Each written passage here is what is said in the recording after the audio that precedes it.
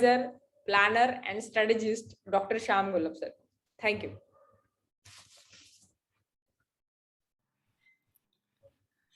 Thank you very much madam. Good morning दोस्तों, नमस्कार. मैं डॉक्टर श्याम गुलाब फिर से एक बार आपका इस ट्रेनिंग सेशन में स्वागत करता हूं. मैं आशा करता हूं कि आप सभी लोग स्वस्थ हैं और आप अपने साथ अपने परिवार का, यानी घर का परिवार और एमसीएल परिवार दोनों का ख्याल रख रहे हैं. मैं ये भी उम्मीद करता हूं कि आप सभी लोग 1 घंटा बहुत अच्छे एक्सरसाइज अपने लंग को मजबूत कर रहे हो और अपनी इम्यूनिटी को बढ़ा रहे हो. तो चलिए शुरुआत करते हैं आज के टॉपिक से. दोस्तों, सबसे पहले तो मैं आप सभी का बहुत बहुत अभिनंदन करना चाहता हूं, क्योंकि हम दुनिया की एकमेव ऐसी ऑर्गेनाइजेशन है कि जिसके 20 लाख से भी ज्यादा, आज की तारीख में 20 लाख से भी ज्यादा किसान शेयर होल्डर्स है, सदस्य नहीं है. यानी हमने फॉर्म भर के लिया है वो सदस्य बन गया, ऐसा नहीं है.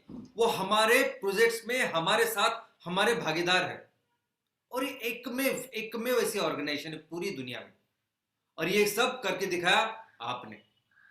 दोस्तों, हम सब ने मिलके ऐसा काम किया है कि आज की तारीख में लगभग 180 ऐसे तहसील, ऐसे तालुका है कि जिस तालुका में हमारे संगठन में 10,000 से भी ज्यादा किसान है.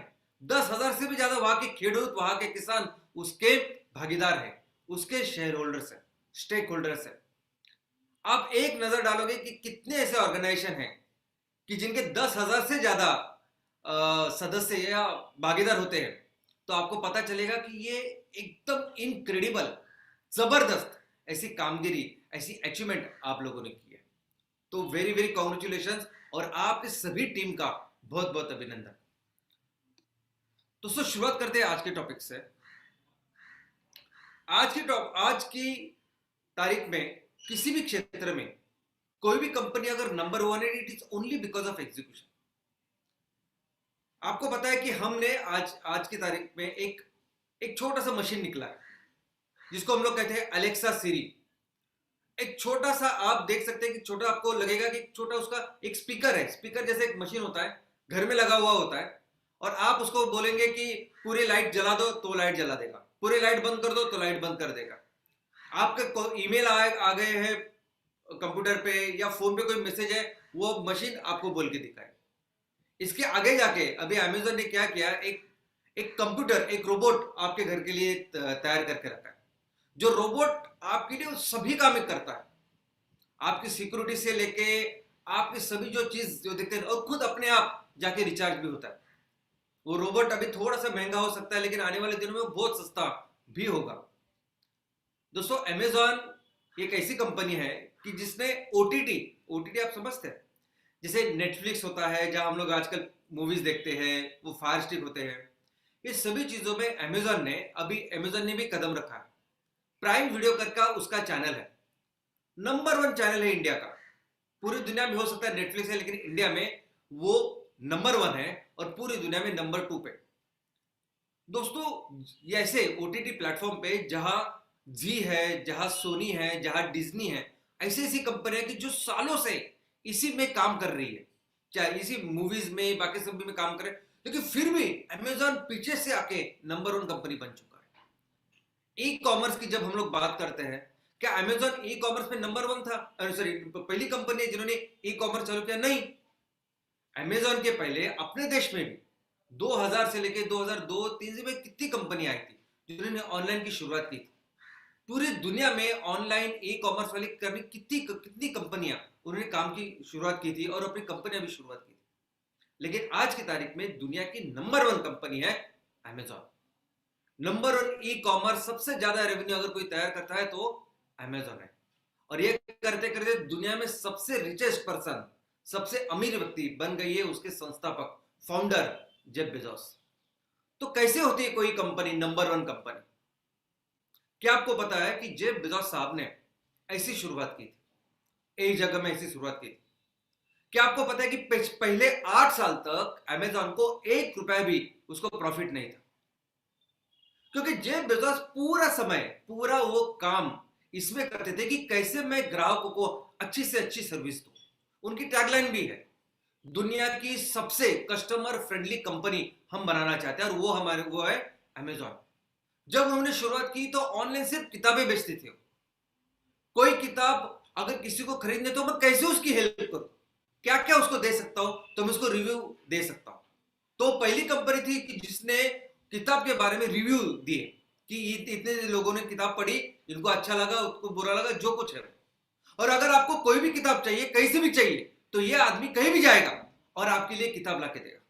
प्रॉफिट वगैरह नहीं, प्रॉफिट के लिए नहीं किया है काम, समझने के लिए किया है कि मैं कैसे कस्टमर्स को बेटर सर्विस दे सकता हूं, कैसे मेरी कंपनी का ब्रांड, विश्वास, ट्रस्ट मैं आगे बढ़ा सकता हूं। और ये जेफ बेजोस ने खुद किया है। ये 8 साल तक जब वो मेहनत कर रहे थे, तब इन्होंने ये नहीं सोचा था कि दुनिया की सबसे बड़ी कंपनी बन जाएगी। उन्होंने ये नहीं सोचा था कि दुनिया के सबसे अमीर ये आदमी बनेंगे। उन्हें सिर्फ एक ही फोकस था कि इस क्षेत्र में नंबर 1 सबसे अच्छी कंपनी, सबसे अच्छी एग्जीक्यूशन की कंपनी मुझे बनाना है, इस अमेजॉन को। और किसको पता था कि ऑनलाइन सिर्फ किताबें बेचने वाली कंपनी दुनिया की इतनी बड़ी कंपनी हो जाएगी। धीरूभाई अंबानी साहब ने हमारे देश की सबसे बड़ी कंपनी बनाई है, रिलायंस। क्या Dhirubhai Ambani oil and gas के बहुत बड़े साइंटिस्ट थे? क्या वो बहुत बड़े इंजीनियर थे? क्या बहुत ऐसे टेक्नोक्रेट थे कि जिनको ये पता था कि कैसे उस पेट्रोकेमिकल से अलग अलग प्रोडक्ट्स निकलेंगे, कैसे वो रेयन निकलेगा? नहीं, वो एक उद्योजक थे। वो जबरदस्त नंबर 1 एग्जीक्यूटर थे। एग्जीक्यूशन में कोई भी चीज हो, कोई भी अगर इमारत भी की भी सिविल कंस्ट्रक्शन भी हो, तो वो वहां जाके खड़े रहते थे और वो काम करा के लेते थे। इसी से बनी Reliance. Google, Google search engine में 17वीं कंपनी है जो गूगल के माध्यम से आज हम लोग देखते हैं। उसके पहले 16 ऐसी कंपनी थी कि जिनके पास सेम टेक्नोलॉजी थी, जिनके पास सेम बिजनेस मॉडल था, और जिनके पास शायद गूगल से भी बहुत ज्यादा पैसे थे। गूगल ने एग्जीक्यूट अच्छा किया। आज गूगल के अलावा, गूगल को छोड़ दूसरी कंपनी को आप सोच भी नहीं सकते। आपको मालूम भी नहीं होगी शायद कि दूसरी कंपनी कौन है सर्च इंजन में। लोग ऐसा भी नहीं बोलते कि आप सर्च करो, लोग बोलते हैं आप गूगल करके देख लो। और ऐसा भी नहीं कि आपको उस इंग्लिश में आजकल टाइप करना पड़ता है। आज आप अपनी भाषा में अगर हिंदी में भी बोलोगे गूगल में कि आपको दाल चावल सीखना है, तो वो गूगल आपको यूट्यूब का वीडियो लाके देगा, दिखाएगा और बताएगा देखो दाल चावल ऐसे बनाया जाता है। इसको कहते हैं एग्जीक्यूशन। और बाहर की छोड़िए, अपने देश की बात करिए। अपने देश में 2015-16 के बाद जैसे हमने पेरिस एग्रीमेंट साइन किया है, उसके बाद ये सब एमिशंस, ये सब जो ग्लोबल वार्मिंग, पोल्यूशन कम करने के लिए हमने भी एक रोड मैप बनाया। हमने भी जो रोड मैप बनाया है वो है इस रिन्यूएबल एनर्जी के ऊपर। और उसमें नंबर 1 जो महत्वपूर्ण, सबसे महत्वपूर्ण है, वो है सोलार। सभी राज्यों में ऑलमोस्ट सोलार के बड़े बड़े प्लांट लग रहे हैं। आपके घरों से रूफटॉप के सोलार से लेके बड़े बड़े सोलार के प्लांट लग रहे हैं। क्या आपको पता है ये सोलार प्लांट पे ये जो सोलार फिल्म, हम ये सोलार पैनल जो हम लोग इस्तेमाल करते हैं, कहां से आता है? 90% ये सोलार पैनल आज भी चाइना से आता है। एक्चुअली ये तो इंटरेस्ट ड्यूटी बढ़ाई है। जब ड्यूटी कम थी तब वो 95% था, और ड्यूटी बढ़ाने के बाद ये आज वो 90% है। आपको क्या लगता है कोई भी कंपनी भारत की, उसने ऐसा सोचा नहीं होगा कि अरे बाबा इतनी सोलार पैनल की डिमांड है, अपने देश में है, इतना डिमांड है, मार्केट है, सब कुछ अवेलेबल, गवर्नमेंट पॉलिसी है, तो क्यों ना हम लोग ये सोलार पैनल तैयार करें और बेचे लोगों को इधर ही अपने देश में। क्यों नहीं कर पाए वो? क्योंकि अगर आप कंपनी के ओनर हो, आपको सोलार का वो प्रोजेक्ट लगाना है और आपको 100 रुपए में यहां सोलार पैनल मिलता है, और वही सोलार पैनल 70 रुपए में चाइना आपको दे रहा है, चाइना से आप मंगा सकते हो और सेम क्वालिटी, तो क्या करेंगे आप? बिजनेस में जो मोटिव होता है, जो एम होता है, वो क्या होता है कि बिजनेस में प्रॉफिट कमाना, ज्यादा से ज्यादा प्रॉफिट कमाना। तो ऑब्वियस है जब आपको ये काम, आप बिजनेस कर रहे हैं, तो आप ये डिसीजन लोगे। इसी साल का सन 21-22 का ये जो आर्थिक वर्ष की शुरुआत हुई है, उसमें पहले 3 महीने अगर आप देखोगे कि कितने स्मार्टफोन बेचे गए, तो आज की तारीख में भी इस 3 महीनों में 64% जो स्मार्टफोन बेचे गए ना, वो चाइना ने बेचे। स्मार्टफोन है, आजकल सभी स्मार्टफोन है, कुछ थोड़े से एक्सेप्शनल हो गए जो वो कीबोर्ड के रहेंगे, बाकी सबको सभी स्मार्टफोन ही है। तो इस सभी में चाइना के कंपनियों का जो आज हिस्सा है वो 75, 73 to 74% तक है। इस फर्स्ट क्वार्टर में भी वो 64 रहा। ये जो कंपनी आप देख रहे हो ना, रियलमी, ओप्पो, विवो, ये बाकी ये सभी कंपनी चाइना की है। सिर्फ सैमसंग छोड़ा और बाकी के जो 16% है वो 16% में आते हैं, फिर एप्पल और बाकी ये सब कुछ छोड़ बाकी सभी कंपनियां चाइना की कंपनियां अपना माल यहां इंडिया में बेच रही है। आपको क्या लगता है कि ये जो मोबाइल बनाने की जो टेक्नोलॉजी है ये भारत में अवेलेबल नहीं है? आपको क्या लगता है कि एक भी कंपनी नहीं है भारत में, इंडिया में, कि जिसके पास इतने पैसे हो कि वो एक मैन्युफैक्चरिंग प्लांट डाले? तो क्यों नहीं कर रहे ये कंपनियां बिजनेस यहां? तो दोस्तों इसके पीछे रीजन है। और ये जो मैंने आपको अभी बताया, ये जो कंपनियां बताई, उनके प्रोडक्ट्स बताए, उनके सर्विसेज बताए, ये सर्विसेज, ये प्रोडक्ट्स, ये कंपनियां अगर आगे के 6 महीने ऐसा समझे कि इनके प्रोडक्ट्स अवेलेबल नहीं होती, इनकी सर्विसेज अवेलेबल नहीं होती, तो भी जिंदगी चल जाएगी, लोगों को, आम लोगों को, उनको उससे ज्यादा थोड़ा सा फर्क पड़ेगा, लेकिन उनको जिंदगी बंद नहीं होगी। ओके, लेकिन पिछले 10 दिनों में एक न्यूज है ब्रिटेन में, इंग्लैंड में, कि वहां पेट्रोल पंप पे ईंधन ही अवेलेबल नहीं, फ्यूल अवेलेबल नहीं, और सिर्फ 8-10 दिनों में उस पूरे देश में इतना हाहाकार मच गया है, लोग इतने परेशान हो गए हैं। वहां के प्राइम मिनिस्टर थे, उन्होंने तो इतना तक कहा कि हम लोग अगर जरूरत पड़े तो आर्मी को बुलाएंगे और इस फ्यूल का अवेलेबल करके देंगे। तो ये वो प्रोडक्ट है जिसके बिना जिंदगी आज मुमकिन ही नहीं है। और दोस्तों आज हम पूरी जो फैमिली है, एमसीएल की फैमिली, आज हम जिस सेक्टर में काम कर रहे हैं, आज हम ईंधन में काम कर रहे हैं, आज हम अनाज में काम कर रहे हैं। 10,000 साल पहले भी ये प्रोडक्ट्स थे। 10,000 साल पहले हो सकता है कि उस ईंधन में जो मनुष्य था वो लकड़ी का इस्तेमाल कर रहा हो, शायद उसको कहीं कोयला मिला हो, लेकिन ईंधन था। 10,000 साल पहले अनाज था, और आगे के 10,000 साल के बाद भी ये दोनों चीजें होने वाली है। ईंधन भी होने वाला है, अनाज भी होने वाला है, इसके बिना लाइफ हो ही नहीं सकती। लेकिन सबसे इंपॉर्टेंट चीज यह है कि जो आज एमसीएल परिवार में हम लोग कर रहे हैं वो कंपलसरी है, कंपलसरी। आने वाले दिनों में इसके अलावा कोई चारा ही नहीं है। आने वाले दिनों में पूरे दुनिया को कोई ऑप्शन ही नहीं है।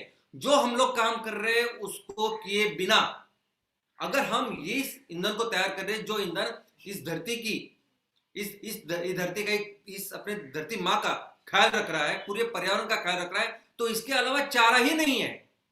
दोस्तों आज हम लोग जब बात कर रहे हैं ना, पिछले 3-4 दिनों में महाराष्ट्र में मराठवाड़ा, जहां नॉर्मल दिनों में भी इतनी बरसात नहीं होती, नॉर्मल, वहां इतनी बाढ़ आ चुकी है कि पिछले 3-4 दिनों में सिर्फ 22 लाख हेक्टर अपनी खेती है ना, उसके नुकसान हुआ है। 22 लाख हेक्टर, 22 लाख हेक्टर में से हम लोग 550 लाख किलो इतना इतना इतना गैस, इतना अपना फ्यूल, ईंधन बना सकते हैं साल का। तो सोचिए कितने वहां किसानों के क्या हालत हो चुकी है। और ये यही नहीं, सिर्फ महाराष्ट्र की बात नहीं कर रहा हूं, तो पूरे भारत में आज ऐसी वर्षा चालू है जैसे मानो जून जुलाई में हो रही है। और सिर्फ भारत की बात नहीं है, पूरी दुनिया में अगर आप देखोगे, ये रशिया, चाइना, यूरोप से लेके अमेरिका, ये अमेरिका ने कभी भी इतना गहरा तूफान नहीं देखा होगा। अमेरिका ने कभी भी ऐसी बाढ़ नहीं देखी जो बाढ़ आज अमेरिका में चालू है, जो आग आज अमेरिका में चालू है। दोस्तों ये सब इतनी बुरी तरह से तबाह हो रहा है कि हमें अभी दूसरा चारा ही नहीं है पूरी दुनिया को।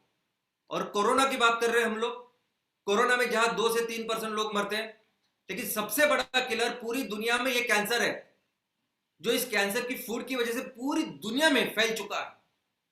हम जो काम कर रहे हैं, हम जो प्रोडक्ट्स तैयार कर रहे हैं, उसके बिना कोई भी ऑप्शन ही नहीं है। ये सिर्फ ये जो फर्स्ट फेज के प्रोजेक्ट्स है ना, इसको चालू करने की, इसको अनवील करने की देर है। हम दुनिया को बता देंगे कि सॉल्यूशन क्या है। पूरी दुनिया में आज तक बायोफ्यूल में किसी ने सोचा भी नहीं होगा, ऐसे स्केल पे हम लोग प्रोजेक्ट्स कर रहे हैं। कहीं भी ऐसा कोई प्रोजेक्ट नहीं लगा है कि जो 100% ऑयल एंड गैस को रिप्लेस करने की बात कर रहे हैं। प्रोजेक्ट कौन से लगे हैं कि जो आज का ऑयल एंड गैस है उसमें थोड़ा सा हम ब्लेंडिंग करें, 2% डाले, 5% डाले, 10% तक जाए, ऐसे एम्बिशियस गोल उनको लगता है कि अगर 10% तक हम लोगों ने किया तो। एमसीएल क्या बोल रहे हैं? एमसीएल बोल रहे हैं पूरी तरह से 100% ऑयल एंड गैस को रिप्लेस कैसे करें और कैसे 100% अपने फ्यूल के साथ आए, ऐसे प्रोजेक्ट्स की हम लोग बात कर रहे हैं। जो चीज, जो प्रोजेक्ट, जो बिजनेस मॉडल, जो स्केल हम लोग कर रहे हैं, वो दुनिया में ना कोई सोच रहा है ना कोई कर रहा है। ये फर्स्ट फेज के प्रोजेक्ट्स पूरे होने के बाद पूरी दुनिया की नजर, पूरे इन्वेस्टर्स इसमें आने वाले हैं, क्योंकि जो काम हम लोग कर रहे हैं ये दुनिया को बचाने का काम कर रहे हैं। ये दो प्रोडक्ट इंडिस्पेंसिबल है, ये कंपलसरी है, ये करने ही पड़ेंगे। ये अगर आपके पास कितना भी बड़ा ये fossil fuel, diesel, petrol, crude oil मिलता है तो भी आप इस्तेमाल नहीं कर सकते आज की तारीख में। ये हो रहा है आजकल बाहर, कंपलसरी हमारा फ्यूल ही इस्तेमाल करना पड़ेगा। ऐसे प्रोजेक्ट्स हम लोग कर रहे हैं। और दोस्तों, ये जब हम लोग कर रहे हैं तो आप सोच सकते हैं कि ये सभी कंपनियां, जो कंपनी, और ऐसा नहीं आप सोच सकते कि सिर्फ ऑयल एंड गैस वाली कंपनी इसमें आएगी, बाकी की कंपनी आएगी नहीं। आपको कब लगा था कि अमेजॉन आएगी ओटीटी में, अमेजॉन आएगी बाकी की? जहां सबसे ज्यादा अपॉर्चुनिटी है, सबसे ज्यादा स्कोप है, वहां बहुत सारी कंपनियां आ सकती है और बहुत सारे इन्वेस्टर्स आ सकते हैं। और एमसीएल वो कंपनी नहीं है कि एमसीएल को सिर्फ 100 प्रोजेक्ट्स करने हैं और फिर कोई ऐसी बड़ी कंपनी होगी उसके साथ मर्ज करना है, उसके साथ काम करना, ये सिर्फ दिखावा है। लोग इसमें इंटरेस्टेड होते हैं कि कैसे हम लोग एक जगह पे अपनी कंपनी को लेके जाए और कैसे अपनी कंपनी बेचे। इसमें इंटरेस्टेड होते हैं जो प्रोमोटर होते हैं, क्योंकि उनसे उनको बहुत सारा पैसा मिलता है। और आज जिस तरह से आप लोगों ने सबने मिलकर काम किया है, तो अगर हम फ्लिपकार्ट होते, हम लोग फ्लिपकार्ट से सोचते, तो ये फर्स्ट फेज के साथ 100 पेज के इस प्रोजेक्ट के बाद हम आराम से किसी बड़ी कंपनी के साथ मर्ज हो सकते हैं और हम सभी लोग अच्छा पैसा कमाएंगे। आप सभी लोग, जो सभी प्रमोटर, ओनर, एमवीपी वगैरह, सभी लोग, सभी टीम, उनको बहुत अच्छा पैसा मिल सकता है। लेकिन क्या होगा हमारे भविष्य का? क्या होगा वो 20 लाख, 25 लाख जो किसान आज हमारे साथ खड़े हैं उनका? फिर से कोई बाहर की फॉरेन की कंपनी आएगी और उनके अंडर हम लोग सब काम करेंगे, ऐसा एमसीएल का बिल्कुल सोचना नहीं। एमसीएल को बिल्कुल इसमें इंटरेस्ट नहीं है कि हम लोगों को सिर्फ ये करके दिखाना है। दोस्तों, आप समझिए कि सिर्फ ये प्रोजेक्ट्स लगाना, सिर्फ ये फैक्ट्री लगाना, ये एमसीएल की सोच ही नहीं है। एमसीएल यहां हमारे किसानों का, हमारे लोगों का राज्य तैयार करना चाहती है। हर तहसील में हमें ऐसा बिजनेस करना है कि बिजनेस में, जिस तहसील में कोई भी बाहर की कंपनी, वहां की कंपनी आके बिजनेस ना कर पाए, ऐसा एग्जीक्यूशन में काम करना है। क्योंकि आज आप कंट्रोल नहीं कर सकते। अगर आज आप सोचते हो कि भारत में ही सबसे ज्यादा एग्रीकल्चर लैंड आज भारत में, सबसे ज्यादा अच्छा जो नेचर, जो प्रकृति ने दिया, ऐसी प्रकृति भारत में है, तो सबसे ज्यादा फ्यूल का निर्माण भारत में होगा, इसीलिए भारत दुनिया में नंबर 1 होगा, ऐसा बिल्कुल नहीं है। मैंने आपको कितने सारे एग्जांपल दी।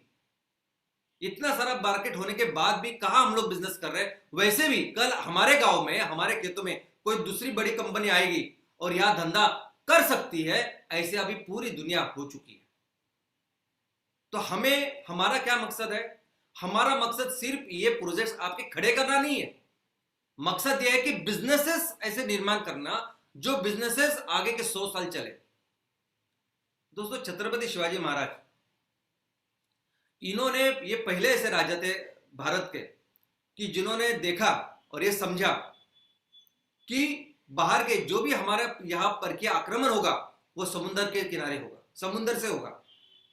और इस समुद्र को बचाने के लिए, इसका प्रोटेक्शन करने के लिए हमें सेना का निर्माण करना पड़ेगा, हमें किलों का निर्माण करना पड़ेगा। और वे पहले ऐसे राजा थे कि जिन्होंने ये किलों का निर्माण किया। हमारी जो भारतीय नेवी है, जो भारतीय नौदल है, नौसेना है, उसके जनक माने जाते हैं छत्रपति शिवाजी महाराज। दोस्तों, हमें भी उन्हीं की तरह काम करना पड़ेगा। हमें भी ये सोचना पड़ेगा कि आज भले ही हम लोग पहले काम कर रहे हैं, एमसीएल पहले प्रोजेक्ट लगा रही है, लेकिन हमें उस पूरे सभी जो मुमकिन चीजें हैं उस सभी का ख्याल रखना पड़ेगा कि कैसे हम अपने सेक्टर में नंबर 1 का काम करें, हमेशा के लिए काम करें, कैसे हम इस एग्जीक्यूशन में बेहतर बने। और इसीलिए हमारा उद्देश्य क्या है? हमारा उद्देश्य है एग्जीक्यूशन में बेस्ट बनना। हाँ दोस्तों, अगर हमने सुजलाम सुफलाम गांव के बारे में सोचना है, सुजलाम सुफलाम हमारे तहसील को सुफलाम सुफलाम राज्य में कन्वर्ट करने का हमने सपना देखा है, अगर हमें अपने अपने देश को फिर से नंबर 1, फिर से उस महान राष्ट्र की ओर लेके जाना है, तो हमें ये प्रोजेक्ट्स, ये बिजनेसेस, इनको एग्जीक्यूशन में नंबर 1 करना होगा। एग्जीक्यूशन यानी क्या? हमें उस पूरे चीज जो हमारे बिजनेस में है कि किसानों से काम करना, किसानों के साथ काम करना, ये खेती बाड़ी, ये बाकी सब कुछ, इसमें बेहतर बनना पड़ेगा, दुनिया से बेहतर बनना पड़ेगा। और यही काम, यही इंपॉर्टेंट मकसद है इस एग्जीक्यूशन का। और कैसे करेंगे हम लोग? लर्निंग बाय डूइंग, करने से होगा ये सभी चीजें। कोई भी, मैंने आपको अभी एग्जांपल दिया और कई सारे एग्जांपल है, कितने सारे एग्जांपल बताऊं मैं। बहुत सारे लोग जानते हो गरडा केमिकल्स, बहुत सारे लोग जानते हैं बाकी के, जो पहले खुद केमिकल्स बेचते थे साइकिल पे। ये सभी चीजें लोगों ने भी सीखी है करने से, हम भी सीखेंगे। अगर हमें भी एग्जीक्यूशन में नंबर 1 होना है तो हमें भी सीखना पड़ेगा करने से।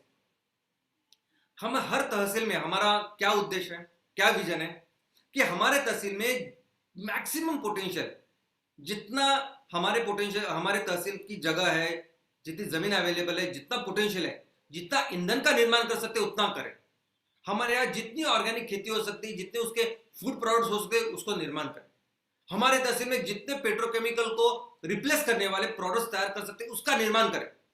कि जैसा हम लोगों ने बोल रहे हैं कि पूरी दुनिया को आज इसकी जरूरत है, पूरी दुनिया में ये कंपलसरी है आज की तारीख में। तो दोस्तों, ये अगर हमारा विजन है तो सोचिए, ये एक प्रोजेक्ट की आप बात कर रहे हैं ना, कि एक प्रोजेक्ट कैसे करेंगे, क्या करेंगे, कब लगेगा, ये सब।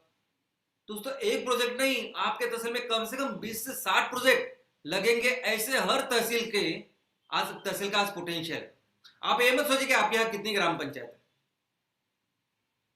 हर तहसील का हमारे भारत में ये पोटेंशियल।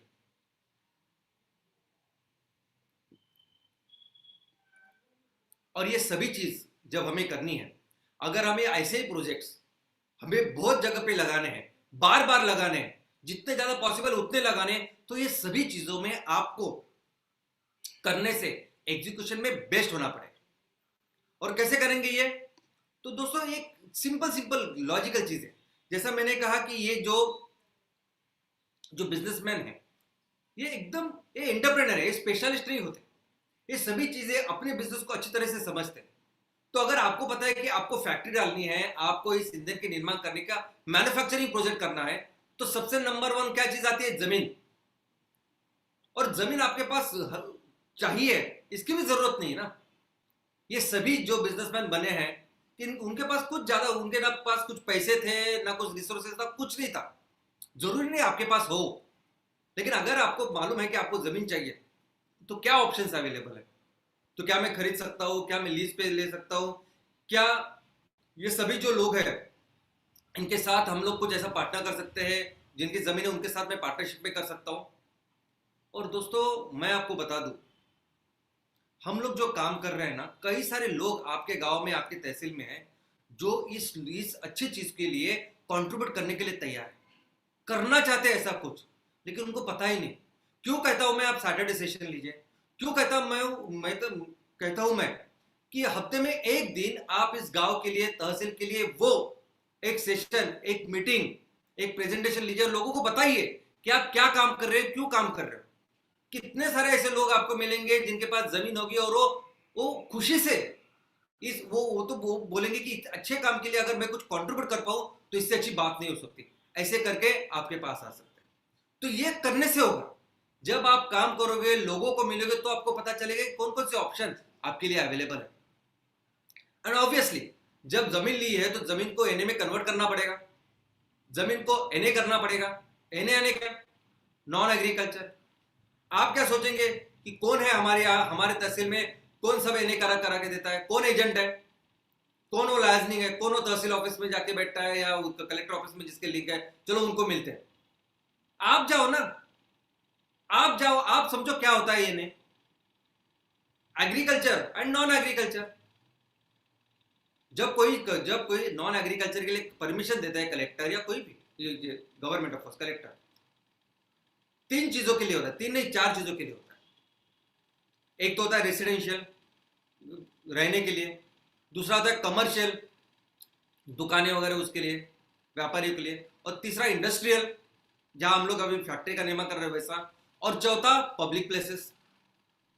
अगर पब्लिक के कुछ हित के कुछ रोड्स बनाने हैं, हॉस्पिटल बनाने हैं, कुछ करना है, तो वो समझिए ना आप, आपको उसके तज्ञ होने की जरूरत नहीं।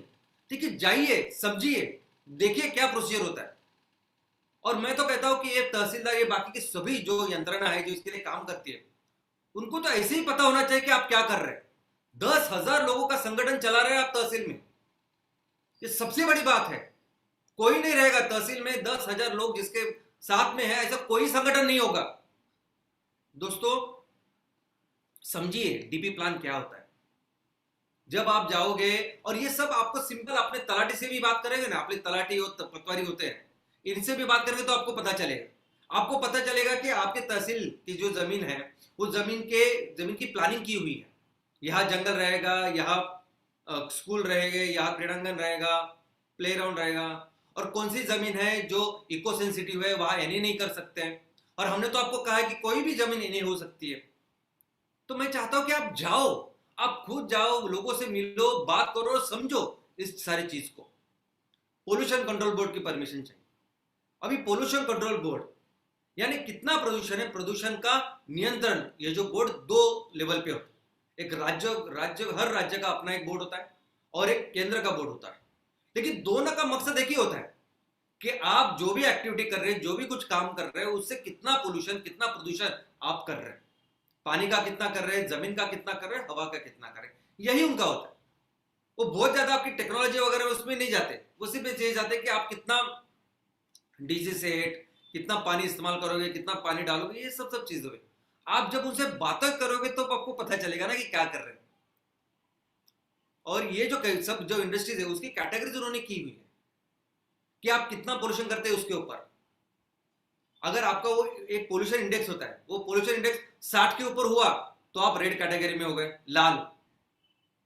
अगर आपका पोल्यूशन इंडेक्स 40 से 60 में है तो आप ऑरेंज कैटेगरी में है।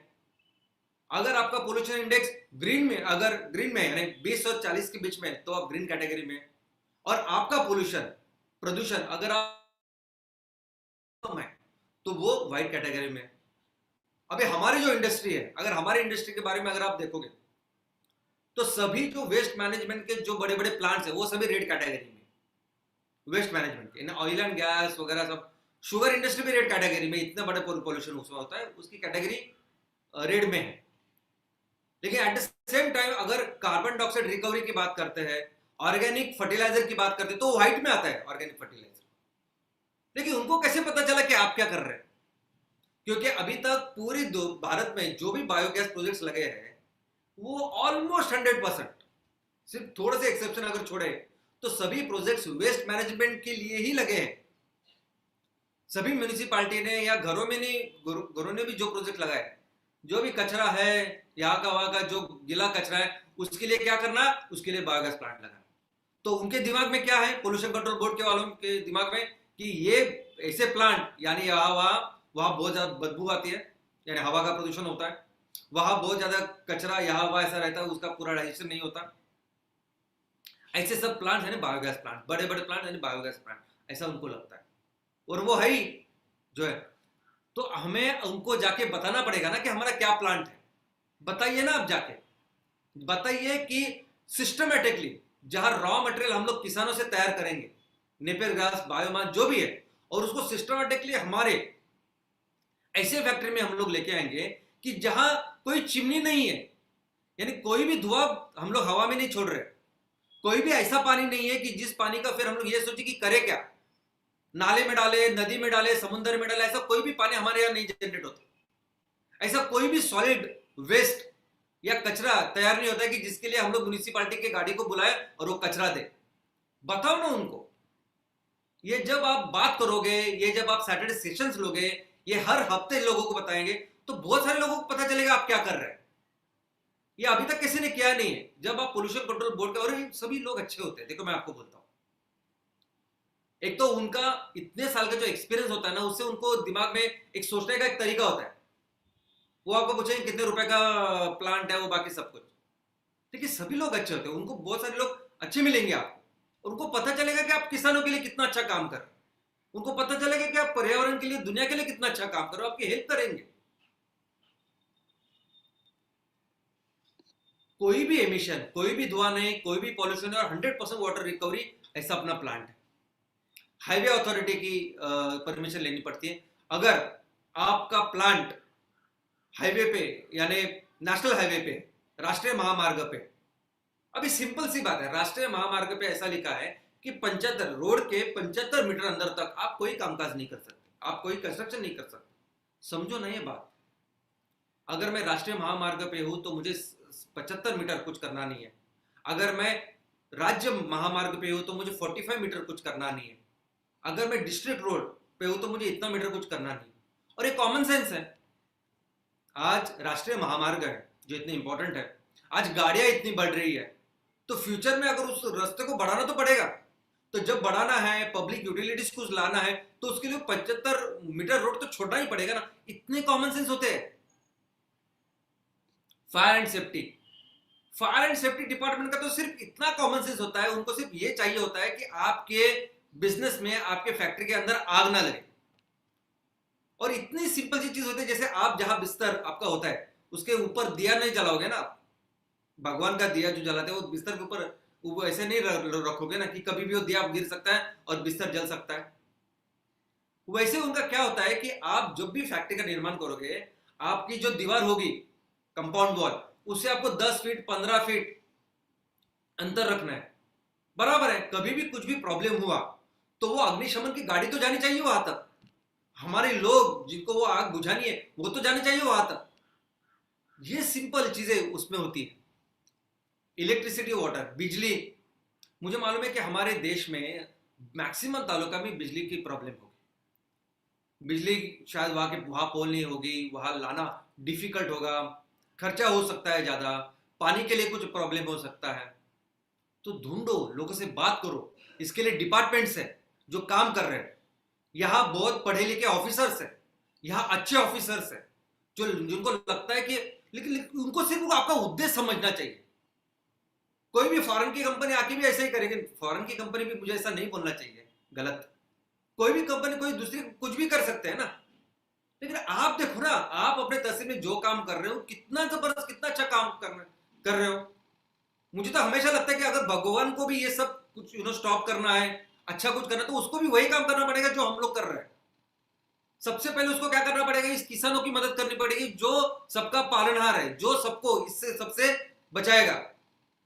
तो इस किसान के लिए अगर ये आप काम कर रहे हो, ये काम जब आप लोगों को बताओगे, हर सैटरडे सेशन अच्छी तरह से कंडक्ट करोगे, ये ऑफिसर्स को पता चलेगा जब कि आप ये काम कर रहे हो, सॉल्यूशन निकलेंगे। 10,000 लोग, ये टीम्स आपके साथ है, सॉल्यूशन निकलेंगे। और मैक्सिमम क्या होगा, ज्यादा पैसा लगेंगे तो लगाएंगे ना, लेकिन करके तो देखिए, आप करके तो देखिए, बात तो करिए, सॉल्यूशन निकालेंगे, उससे आप ही बेहतर होंगे ना। ये सबसे अच्छी ट्रेनिंग, ये लाइव ऐसे ऐसे समझिए कि ट्रेनिंग है, बेस्ट ट्रेनिंग है दुनिया की, जो कभी नहीं मिलेगी। आप ऐसा मत सोचिए कोई दिल्ली में बैठा हुआ है, कोई मुंबई में बैठा हुआ है, कोई जो साइंटिस्ट है, कोई डिपार्टमेंट, वो आपकी हेल्प करेगी इस बिजली और पानी में। कॉमन सेंस की बात है ये। अमेरिका में कोई तो इन्वेंशन होगा, कोई वहां टेक्नोलॉजी की तैयारी होगी, और फिर हमें यहाँ पानी मिलेगा हमारे गांव में, ऐसा मत सोचो आप। और यहाँ आपके हर जिले में एक जिला उद्योग केंद्र होता है, डिस्ट्रिक्ट इंडस्ट्रीज सेंटर। और इस जिला उद्योग केंद्र का उद्देश्य होता है कि हमारे जिले में जो भी इंडस्ट्री का निर्माण हो रहा है, सबसे ज्यादा वो सूक्ष्म लोगों के ऊपर ध्यान देते हैं, लेकिन जहां रोजगार निर्मित हो रही है, जहां ये आप काम कर रहे हैं, उसके लिए ही तैयार किया हुआ ये सेंटर है, हर जिले में है। जाके उनसे बात कीजिए, ये जो हम लोग काम कर रहे हैं, ये यही तो उनका उद्देश्य है। वहां व्यवस्थापक मैनेजर होते हैं।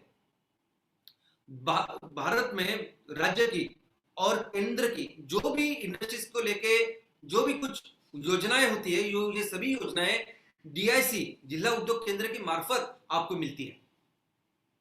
और इतना ही नहीं, उनका खुद का इंफ्रास्ट्रक्चर होता है, वहां ट्रेनिंग हॉल होगा, वहां एवी ऑडियो विजुअल के सब अरेंजमेंट होगी, सब कुछ होगा। हमारे लोगों के लिए आप कुछ करना चाहते हैं तो उनके साथ मिलकर आप कर सकते हैं। ये जब उनको मिलेंगे, सिर्फ उनकी जो परमिशन लगती है उससे नहीं, जाओ बात करो उनसे, अपना रिश्ता बनाओ, उनको अपनी टीम में शामिल करो। एक बार आपका मकसद चले तो हर कोई आना चाहेगा आपके साथ काम करने के लिए। और दूसरी इंपॉर्टेंट चीज, जैसे अभी हमारे बैंकिंग जो व्यवस्था है उसमें जैसे आरबीआई है, रिजर्व बैंक ऑफ इंडिया सबसे नंबर 1, वैसे ही ऑलमोस्ट ऑफकोर्स उसके नीचे है, लेकिन उतनी ही बड़ी और एक बैंक है जिसका नाम है नाबार्ड, राष्ट्रीय कृषि और ग्रामीण विकास बैंक। दोस्तों, नाबार्ड ने हर जिले में एक ऑफिसर की नियुक्ति की है, जिस ऑफिसर को कहते हैं डिस्ट्रिक्ट डेवलपमेंट मैनेजर, जिस ऑफिसर को कहते हैं असिस्टेंट जनरल मैनेजर। अरे जाके तो मिलिए आप। पूरे आपके आपके सभी जो तहसील है, आपके पूरे जिले में जितने भी बैंक होते हैं ना, सरकारी बैंक, नॉन सरकारी, प्राइवेट, कोऑपरेटिव, ये सभी बैंक इनके अंदर काम करते हैं। क्योंकि ये सभी बैंक जब किसानों को लोन देते हैं, जब ग्रामीण के लिए कुछ भी हाउसिंग बेसिंग के लिए लोन देते हैं, तो इनको पैसा देती है नाबार्ड। और ये एक आदमी होता है, बहुत बड़ा ऑफिस नहीं होता उनका, लेकिन ये अपने पूरे जिले के लिए प्लान बनाते हैं, एनुअल क्रेडिट प्लान ऐसा बोलते हो। और हर जिले का ऐसा प्लान वो फिर नाबार्ड को, आरबीआई को देते हैं, नाबार्ड को भी नहीं, आरबीआई को देते हैं। आरबीआई पूरा सब कुछ लेके फिर अपना ये एनुअल क्रेडिट प्लान बनाती है। इतने महत्वपूर्ण है। आप उनको बोलेंगे कि हमारे तहसील में हमारा उद्देश्य है कि हमें इतनी इतनी जमीन ऑर्गेनिक फार्मिंग, इतनी इतनी जमीन बायोमास फार्मिंग, ये सब काम करना है, ये कितने इंपॉर्टेंट साबित हो सकते हैं। हर जिले में हर जिले की जो जिम्मेदारी है एक सरकारी बैंक को गवर्नमेंट ने दी है। उस बैंक को कहते हैं अग्रणी बैंक, लीड बैंक। और उस बैंक को गवर्नमेंट ने ये बोला है कि आपको वहां सभी जो बैंक है उनका नियंत्रण करना है, उनके साथ कोऑर्डिनेट करना है, और आपको ये देखना है कि हमारे इस पूरे जिले में विकास हो। वो विकास के लिए, डेवलपमेंट के लिए जितना भी धन लगता है, जितना भी कर्जा लगता है, उसका सब नियंत्रण आप करें, उसको आगे बढ़ाए। और इसकी ये करने वाली वो बैंक होती है। तो आपको हो सकता है कि आपके जिले में स्टेट बैंक ऑफ इंडिया हो, पंजाब नेशनल बैंक हो, बैंक ऑफ बड़ौदा हो, बैंक ऑफ महाराष्ट्र हो, कोई भी बैंक हो सकती है। और उसका एक ऑफिसर होगा जो मेन उसका मैनेजर, उसको बोलते हैं लीड बैंक मैनेजर। ये बहुत ही की पर्सन है। ये पूरे बैंकों के साथ उसका रिश्ता होता है। उसके बहुत अच्छे कुछ स्पेशल उसके अधिकार होते हैं, कुछ रिस्पॉन्सिबिलिटीज भी होती है। ये हमारे तालुका के काम करने के लिए बहुत काम आ सकते हैं। तालुका एग्रीकल्चर ऑफिसर, आपको शायद पता नहीं, लेकिन पूरी दुनिया में एग्रीकल्चर के लिए, कृषि के लिए जो सबसे बेस्ट ना बेस्ट अगर इंफ्रास्ट्रक्चर कही है तो अपने भारत में, अपने देश में हमारे हर तहसील में प्रॉपरली एक ऑफिस का निर्माण किया है जिसका नाम है तालुका कृषि अधिकारी। और उसके अंदर जैसे हमारे पटवारी होते हैं, जैसे हमारे ग्राम सेवक होते हैं, उतने ही उसके कृषि सहायक होते हैं। और ये सभी लोग टीम इतनी जबरदस्त होती है कि आपको जो भी प्रॉब्लम है ना, परेशानी कि नेपियर ग्रास का कौन सा बीज लगाना है, या मेरी यहाँ भी 100% अगर मुझे ऑर्गेनिक खेती करनी है तो मैं कहाँ जाऊँ, कैसे करूँ, जमीन की क्या कैपेबिलिटी है, कितना पीएच है, सब कुछ ये लोग मदद करेंगे आपको। आपकी उस टीम में अगर 4-5 भी लोग आपको ऐसे मिले, कृषि सहायक की बात कर रहा हूं मैं, तो एकदम बेस्ट टीम हो जाएगी आपकी। क्योंकि बहुत सारे ये लोग जो होते हैं, ये लोग बीएससी, एमएससी, पोस्ट ग्रेजुएट होते हैं, डॉक्टरेट होते हैं, और ये सिर्फ सरकारी नौकरी इसलिए करते हैं। लेकिन आप सोच नहीं सकते इतनी गुणवत्ता इन लोगों में होती है। सिर्फ उनको पता होना चाहिए कि आप कर क्या रहे हैं। दोस्तों, ऐसे बहुत सारे डिपार्टमेंट है जो आपके तहसील में है, एग्जिस्टिंग है, और आपकी बहुत अच्छी मेहनत, आपकी सहायता भी कर सकते हैं, और आपका एक बहुत ही स्ट्रांग नेटवर्क हो सकता है आगे के बिजनेसेस के लिए। मैं चाहता हूं कि आप जाए। मैं चाहता हूं कि जैसे जेफ बेजोस ने काम किया वैसे आप करें। मैं चाहता हूं कि जैसे धीरूभाई अंबानी ने काम किया वैसे आप करें। मैं चाहता हूं जैसे स्टीव जॉब ने काम किया वैसे आप करें। अपने तहसील में सिर्फ एक कंसल्टेंट, एजेंट वगैरह इनके भरोसे मत रहिए, आप खुद काम करिए। अभी एग्जीक्यूशन में हम लोगों ने आपको एक लिस्ट दी है एक्टिविटी कि आपको ये काम करना है, और इसके लिए आपको जो कॉन्ट्रैक्टर्स है उनको ढूंढना है। और मुझे पता है बहुत सारे लोगों का ये मानना है कि अरे ये तो इम्पॉसिबल बजट है, हो ही नहीं पाएगा ये, आई मीन संभव ही नहीं है इतने कम रुपए में। आपने कहा कि 10 लाख में शेड बनाना, लेकिन यहाँ जो कोटेशन मुझे आया वो तो 25 लाख का है, 30 लाख का है, 40 लाख का भी है, तो कैसे करें? दोस्तों मैंने आपको ये मूवी देखने के लिए बोली थी। ये पिक्चर जो अभी फोटो आप देख रहे हैं, एक पिक्चर है, इसका नाम है मिशन मंगल। ये एक्चुअली रियल स्टोरी है। 2013 में भारत ने मंगलयान ऐसा एक अभियान किया था। Of course Abdul Kalam sir तब थे, उनके वो पूरे उनके हेड नहीं थे, लेकिन ऑफ कोर्स उनके मेंटर थे। अब्दुल कलाम साहब थे। पूरी इसरो की टीम ने इसको किया था। आप सोच नहीं सकते। अब एक कार्टून है जो मैं आज आपको दिखाना भूल गया। पूरी दुनिया ने हमें तो हंसा था हमारे ऊपर कि ये पॉसिबल ही नहीं, मंगलयान आप ये कर रहे हो इतने कम बजट में और इतने कम समय में, और वो उन्होंने करके दिखाया। ये आप जब देखोगे तब आपको पता चलेगा। आपको लगता है ना कि कितने कोटेशन है, 10 लाख में कैसा होता है? मिले ना 25 लोगों से, अपने तहसील में, आजू बाजू के तहसील में, अपने जिले में जो लोग हैं, जो लोग आपको बोलते हैं कि आपको क्या रिक्वायरमेंट, हम लोग ने बताइए कि हमें ऐसा शेड चाहिए और इसकी ये जरूरत है, बस जाइए बात करिए ना, बात करिए, समझिए कि कैसे हो सकता है, क्या हो सकता है, कैसे हम लोग इसमें बिठा सकते हैं, कैसा मटेरियल, जो डिफरेंट मटेरियल कैसे उसको कम कर सकते हैं, कैसा कौन सा मटेरियल हम लोग इस्तेमाल कर सकते हैं। जैसा मैंने कहा कि 20-25 रुपए की भी टाइल आती है पर स्क्वायर फीट, और 300-400 रुपए की भी टाइल आती है ना। ये सीखो, समझो आप, और देखो क्यों नहीं डिटेल बीओक्यू दिया आपको।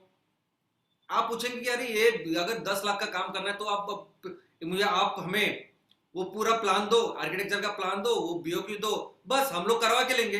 हमें क्या मैनेजर तैयार करने हैं? मैं चाहता हूं कि आप लोग सिर्फ मैनेजर बन के रह जाओ। मैं चाहता हूं कि आप बड़े बिजनेसमैन बनो। मैं नहीं चाहता हूं कि आप कोई भी ऐसे मैनेजर की तरह सोचो। मैं चाहता हूं कि आप करो, और आप सब में अगर आपने ये काम करके दिखाया ना 10,000, आप कुछ भी कर सकते हो। ये सभी लोग जो बड़े बड़े बने, ये कुछ बहुत बड़े कुछ ऊपर से लेके आए नहीं आए थे। ये काम जब आप करोगे, आप सीखोगे, बेहतर सीखोगे, और आप सब में वो कैपेबिलिटी है। दोस्तों मैं चाहता हूं कि आप खुद जाके खुद ट्रेन हो। ये जो चीज हमने आपको दी है ना, ये बहुत पर्पज के साथ दी है, कि इस पर्पज के साथ कि आप इसको और बेहतर करें। हमारे क्षेत्र में, हमारे सेक्टर में नंबर 1 हम लोग काम करके दिखाएं, क्योंकि हमें इन दोनों से, आई मीन चाइना हो, अमेरिका हो, इनसे बेटर डिलीवर करके दिखाना है, और यही मकसद है। अभी देखिए ना, आप वो चाइना में जो 1.5 लाख का आप आईफोन लेते हो ना, वो भी चाइना में बनता है, और 5 रुपए का दिया जो बेचते हो ना दिवाली में, वो भी चाइना में बनता है। और हम लोग, मैं बार बार वो एग्जांपल नहीं देना चाहता, लेकिन मुझे सिर्फ इतना फोकस करना है अभी कि जो भी हम अभी तहसील में प्रोजेक्ट्स कर रहे हैं ना, हमें उसमें एग्जीक्यूशन में सबसे बेहतर होना है, हमें अपने सेक्टर में बेहतर होना है। आपने कभी सोचा ये डेकाथलॉन कंपनी आपको मालूम है? सबको होगी, मैं समझता हूँ। नहीं होगी तो आज आप पढ़िए इसके बारे में। दुनिया में सबसे बड़ा, सबसे ज्यादा स्पोर्ट्स के स्टोर होने वाली वो कंपनी है। लगभग 1700 स्टोर्स इनके हैं, और बहुत बड़े बड़े, यानी मॉल्स बोल सकते हैं आप, स्टोर नहीं, मॉल्स है, स्पोर्ट्स के मॉल्स। ये कभी भी शहर के अंदर नहीं रहेंगे, शहर के बाहर ही रहेंगे। बहुत वैसे जहां सस्ती जमीन होती है ना, वहां रहेंगे। और इनका अगर आप स्ट्रक्चर भी देखोगे, इतना सिंपल स्ट्रक्चर रहता है इनका। अगर दुनिया की इतनी बड़ी कंपनी है, फ्रांस की कंपनी है, और इतना नंबर 1 कंपनी है, तो उनके पास क्या पैसे नहीं क्या? लेकिन उससे ज्यादा वो किसके ऊपर फोकस कर रहे हैं कि लोगों को क्या चाहिए, कस्टमर को क्या चाहिए। आपके बच्चे, आप खुद दिन भर जाके वहां खेल सकते हो, ऐसा उन्होंने तैयार करके रखा है। और उनका कंस्ट्रक्शन, उनकी जो कॉस्ट अगर आप देखो, तो वहां वो कॉस्ट कटिंग करते रहते हैं। वॉलमार्ट दुनिया की नंबर 1 रिटेल आउटलेट की कंपनी, नंबर 1, सबसे ज्यादा रिटेल स्टोर्स, ये सब कुछ इनका है। कहाँ रहते हैं इनके स्टोर्स? ये भी कभी आप इनको शहरों के बीचों बीच या अच्छे जगह पे, लोकेशन पे नहीं देखोगे। वो ऐसे लोकेशन पे रहते हैं वॉलमार्ट की, जहां सस्ती जमीन रहती है, जहां लोगों को कार से जाना पड़ता है। लेकिन ऐसी जमीन है कि इतना बड़ा वो प्रेमाइसेस इतनी बड़ी जगह होती है कि आप आराम से, वो पार्किंग की जगह होती है, आप घूम घाम सकते हो। और जो भी पैसा वो वहाँ कम करते हैं ना, वो उतना ज़्यादा कंसेशन वो कस्टमर को, ग्राहकों को देने की कोशिश करते हैं। और सबसे बेस्ट एग्जांपल मैं आपको भारत से देना चाहता हूँ, तो वो है डी मार्ट। आप सोच नहीं सकते, ऐसी इनक्रेडिबल स्टोरी है इनकी। दोस्तों, डी मार्ट के ये जो ओनर है, प्रमोटर है, संस्थापक है, इनका नाम है राधा किशन दमानी। ये जो आप जिनका चेहरा दिख रहा है, मुंबई में एक छोटे से घर में ये रहते थे। बीकॉम में एडमिशन लिया, एक ही साल बीकॉम किया और छोड़ दिया, क्योंकि काम करना था, पैसे कमाने थे। लेकिन उनका फॉर्च्यून था या जो भी उन्होंने सोची समझी, उसका उनका डिसीजन होगा, उन्होंने स्टॉक मार्केट में काम करना शुरू किया। और ऐसी चीज हुई कि 1995 में, 95 में जब एचडीएफसी कंपनी आई, तब उसके मैक्सिमम शेयर इन्होंने लिए। यहां तक कि एचडीएफसी के सबसे ज्यादा इंडिविजुअल शेयर होल्डर्स में ये नंबर 1 थे। सबसे ज्यादा शेयर एचडीएफसी कंपनी के इनके पास थे। और क्या आपको पता है, उस कंपनी के बाद वो शेयर्स देके उनके पास, उनको मिले 8,000 करोड़। 8,000 करोड़ इन साहब को मिले। और अगर आपके पास 8,000 करोड़ है, 8,000 करोड़, क्या करेंगे आप? कोई भी चीज अगर आपको करनी है तो आप 4 मैनेजर रखोगे। क्या जरूरत है आपको बाकी की चीज करने की? ऐसे 8,000 करोड़ बहुत होते हैं ना। इन्होंने क्या किया, इन्होंने मुंबई का एक, यानी भारत का वन ऑफ द ओल्डेस्ट एक डिपार्टमेंटल स्टोर है, जिसका नाम है अपना बाजार। वैसे ही जैसे आप डीमार्ट, तो इस अपना बाजार का एक आउटलेट था अंधेरी में, वो उन्होंने खरीदा नहीं, भाड़े पे लिया। वह खुद 1.5 साल उन्होंने काम किया खुद। जिसके खिस्से में, जेब में 8,000 करोड़ रुपए है, वो 1.5 साल वहां काम करता है। क्यों करता है? क्यों? ये देखता है कि अनाज कहां से आता है, गेहूं कहां से आता है, चावल कहां से आता है, लॉजिस्टिक में कितना खर्चा होता है, जाने आने में कितना खर्चा होता है, यहां मैं अगर ये दुकान देख रहा हूं तो इसका रेंट कितना जाता है, बिजली कितनी जाती है। क्यों? ये खुद समझा उन्होंने 1.5 साल। और वो समझने के बाद उन्होंने डी मार्ट निकाला। और वो डी मार्ट में फिर उन्होंने ऐसा काम किया कि 2010 में डी मार्ट के सिर्फ 25 शॉप थे, 25। और बिग बाजार, रिलायंस के 1000 से भी ज्यादा हर एक के आउटलेट्स थे। तो एक जगह डी मार्ट 25 और ये 1000 वाले 2 कंपनियां। लेकिन डी मार्ट का प्रॉफिट, डी मार्ट का 25 कंपनी का 25 आउटलेट का प्रॉफिट या 1000 लोगों से भी ज्यादा था। रेवेन्यू नहीं बोल रहा हूं, रेवेन्यू समझते आप, टर्नओवर समझते आप। यानी मैंने इतने रुपए का माल बेचा, ये शायद हो सकता है उनका ज्यादा, और था ऑफकोर्स ज्यादा, लेकिन ये जब मैंने बेचा तो मैंने खर्चा भी इतना किया और प्रॉफिट कितना बेचा, इतना थोड़ा। और उसके कंपैरिजन में जब डी मार्ट आई 25 सिर्फ आउटलेट के साथ, उन्होंने उनसे भी ज्यादा प्रॉफिट करके दिखाया। और आज डी मार्ट की वजह से वो पहले 100 सबसे अमीर आदमी में एक है। और डी मार्ट की स्टोरी सबको पता है, इंस्पायरिंग स्टोरी। दोस्तों, मैं चाहता हूं आप ऐसा करो। आप जो भी जाओ, काम करो, देखो कैसे होता है, क्या होता है, कैसे डिटेल व्यू होता है, कैसे कर सकते हैं कम, इसको करो। ऐसा नहीं कि लोग के पास पैसे नहीं है, सबके पास पैसे, पर्याप्त पैसे है, लेकिन वो तरीका नहीं है बिजनेस करने का। आप इसको समझो। मैं चाहता हूं कि आप सभी लोग जब ये काम करो तब अपनी खुद की लोकल टीम भी तैयार करो, क्योंकि लगेंगे ना, कितने प्रोजेक्ट्स लगाने हैं। और मैंने तो सिर्फ ईंधन के बारे में बात की है, तालुका में क्या क्या करना है आपको, ये सभी जो चीज अभी आप हमसे पूछते हैं, ये करते हैं, ऐसे सभी लोग आपको वहां लगेंगे। आपको अच्छे आर्किटेक्ट लगेंगे, वेंडर्स लगेंगे, स्ट्रक्चरल इंजीनियर लगेंगे, बाकी अलग इंजीनियर्स लगेंगे। ये छोटे छोटे चीज लोग लगेंगे। आईटीआई में जाओ, वहां के हर तहसील में, भारत का एक ये धोरण है कि हर तहसील में आईटीआई होना चाहिए। आईटीआई समझते आप?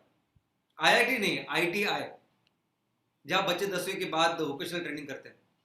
कितने अच्छे अच्छे लोग आपको मिलेंगे। आपके एक लोकल टीम बना हुए सब काम करने के लिए, और मिलेगी, करेगी जब आप खुद जाओगे। आप किसी एजेंट और कॉन्ट्रैक्टर उनके भरोसे नहीं रहोगे, खुद उसमें इन्वॉल्व होके काम करोगे। लॉन्ग टर्म सोचो दोस्तों। ये सिर्फ एक प्रोजेक्ट लगाने की बात नहीं है, हमें बिजनेसेस लगाने, बिजनेसेस बड़े करने, और उनको हमेशा के लिए वो नंबर 1 रहे, ऐसा काम करना है। आप में जो एंटरप्रेनर है उसको आप डेवलप करो, ये जो बिजनेसमैन है उसको डेवलप करो, और उसका एक ही तरीका है आप कूदो पानी में, काम करो। और एक चीज दोस्तों, आपके तहसील में आपसे बड़े ताकतवर या शक्तिशाली संगठन कोई नहीं है। आपके तहसील में 10,000 लोग आपके साथ हैं, 10,000 किसान आपके साथ हैं। अरे एक तहसील में किसके होते हैं 10,000 किसान, और सिर्फ सदस्य नहीं मैं बोलता हूं, अरे सबका वो सब स्टेक होल्डर्स है, शेयर होल्डर्स है। ये कंपनी आपकी अकेले की नहीं है, ये कंपनी 10,000 लोगों की है। 10,000 किसान खड़े होकर अगर कोई फैक्ट्री लगाना चाहता है, 10,000 किसान, 10,000 वहां के खेडूत खड़े होकर अगर कुछ काम करना चाहते तो किसकी हिम्मत है ना करने की? क्या आप सोच सकते हैं कि सबसे बड़ी ताकत, और यहां नहीं पूरी दुनिया में, आप अमेरिका कहीं भी चले जाइए, लोग जहां इकट्ठा हो उनकी ताकत अपरंपार होती सकती, आप कुछ भी कर सकते। जब भी आप जाओ, मैं चाहता हूं कि आप जब भी आप जाओ ना, ये आपके पास ये 100, 200, 500, 1000 लोग होने चाहिए। ये आपके साथ अभी चैनल पार्टनर है, अभी आपके एंटरप्रेनर्स है, अभी इतने सारे लोग, इतनी टीम्स आपके पास है, जाओ उनके साथ। ये सभी डिपार्टमेंट के जो आपको जो परमिशन चाहिए, जो काम करना है, उनके साथ मिलकर जाओ। कोई भी डिपार्टमेंट, अगर सिर्फ ग्राम पंचायत एनओसी से लेके कोई भी बड़ा अगर आपको ये चाहिए, एनओसी चाहिए, तो सिर्फ वो देख के आपको देना चाहिए। ऐसी कोई चीज नहीं होनी चाहिए जो आपके तहसील में आपको कोई कर नहीं पाए। ये होती है ताकत लोगों की, ये कर सकते हैं आप। इतनी बड़ी ताकत आपने तैयार की है, अकेले मत घुमो। अभी जाओ, सभी डिपार्टमेंट को, सभी लोगों को बोलो कि 10,000 लोगों की फैक्ट्री है, वो है किसानों की फैक्ट्री है, और ये करके दिखा। और दोस्तों, एक मैं आश्वासन या एक मैं भरोसा आपको देता हूं कि जो भी आपने लोगों को वादे किए हैं, जो लोगों को बताया है, ये आपने नहीं बताया, हमने बताया। ये हमारी जिम्मेदारी है, ये हम सब जो लोग हैं, ये हमारी जिम्मेदारी है। हम इसका ख्याल रखेंगे कि आपकी फैक्ट्री लगेगी, समय पे लगेगी। आपका जो भी काम अभी आप कर रहे हैं, आपको लग रहा होगा टाइम लग रहा है, आपको जहां मैंने बहुत ज्यादा डिफिकल्ट कुछ दे रहा है, सिर्फ आपको बेहतर बनाने के लिए। लेकिन हम लोग ये समझते हैं कि ये जो 20 लाख 25 लाख लोग आज जो हमारे साथ खड़े हैं, ये हमारे ऊपर भरोसा रखे हैं, और ये हमने दिया है भरोसा, ये हमारी जिम्मेदारी, और हम करेंगे। आप उसकी चिंता मत करिए। सिर्फ आप एक याद रखिए कि हम शेर हमारा सिर्फ राष्ट्रीय प्राणी नहीं है,